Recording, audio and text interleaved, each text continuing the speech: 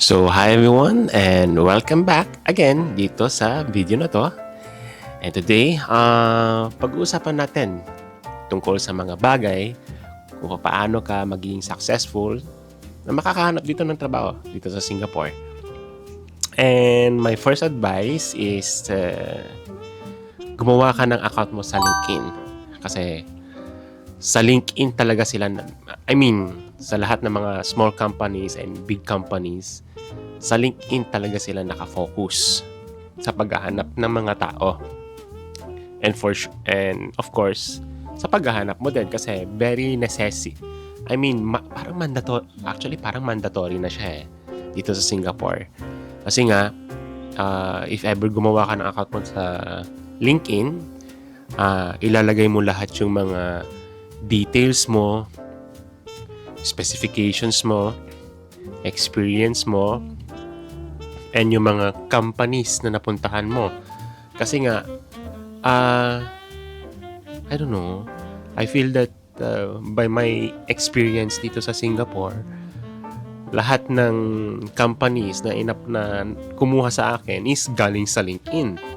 Which is maganda naman, kumbaga. And I noticed din na ang mga hiring manager doon sa LinkedIn is sila pa mismo yung tatawag sa'yo kahit hindi ka nag-apply sa company nila, which is very very surprising. Kumbaga, kailangan mo ring ilagay sa profile picture mo na available ka for work, and pwede mo rin silang makontak through messaging, yung mga hiring manager, which is nice kasi bihira lang yung yung company ko ngayon, nung kinausap ko yung nag-hire sa akin, ang sabi niya, nahihirapan daw silang makahanap ng experience ko. When in fact, almost 4 months na akong nabakante. Pero naghahanap sila ng skill ko at wala doon nag-a-apply sa kanila. So, ang nangyari doon is, nung nakita yung profile ko, tinawagan kaagad ako kahit hindi ko siya in-applyan. So, I was so very happy na nangyari yon sa akin. And yun, nagtuloy-tuloy naman na. And second thing, yung in-applyan ko sa LinkedIn, sa Pratt & Whitney, I think tumawag yung HR sa akin na I believe they want to continue they really want to hire me. Kaso nga, nauna na tong bago kong company. So, lahat yung mga Pratt & Whitney galing sa sa LinkedIn. Yun nga lang, pag mag-apply ka sa LinkedIn, marami siyang marami kang kailangang i-consider. At saka kasi yung mga hiring manager at mga company, marami silang tanong bago ka makaka-apply doon. Kung tinatanong kung permanent residence ka dito or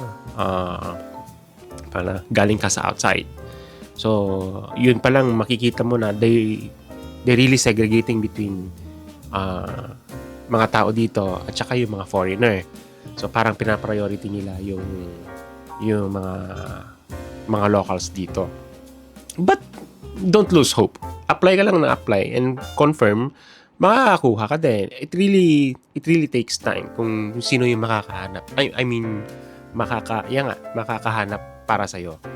And yeah, I think the second thing is gumawa ka ng sarili mong account din sa jobstreet.com.sg. Napansin ko itong app na to, very friendly user kasi ilagay mo lang yung CV mo doon kahit hindi ka na gumawa ng napakahabang description ng sarili mo like sa LinkedIn. Sa Jobstreet, i-post mo lang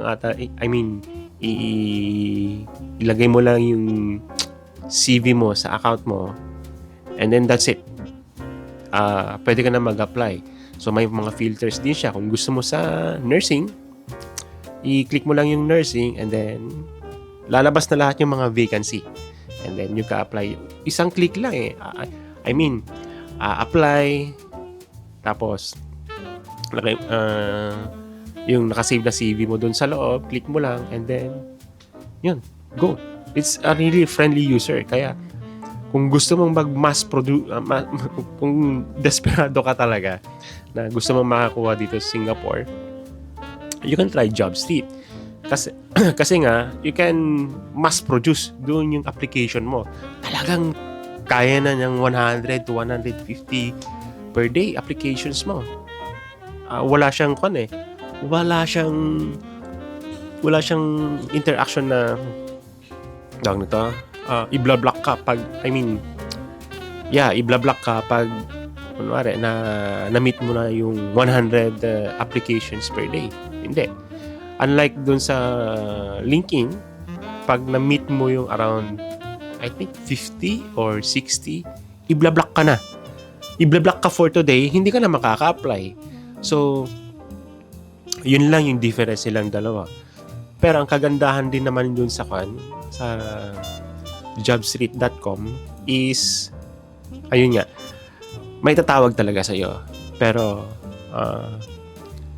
babarating ka pero it's okay na rin. It's okay na rin kasi nga halos sa JobStreet, halos maliliit na company nandoon. So yeah. Kaya kung may time ka, gawa ka na rin ng account mo sa jobstreet.com. The third one will be recommendation. So, what happened for me before nung natanggal ako sa isang company named Barnes Aerospace, nawalan ako ng work.